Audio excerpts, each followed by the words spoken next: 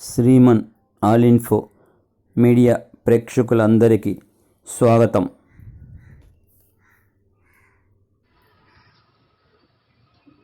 Hi friends, అందరూ బాగుండాలని కోరుకుంటూ ఈరోజు మనం ఈ వీడియోలో విద్యాప్రవేశ్ 90 డేస్ ప్రోగ్రాంకు సంబంధించి 40వ రోజు యాక్టివిటీస్ గురించి తెలుసుకుందాం.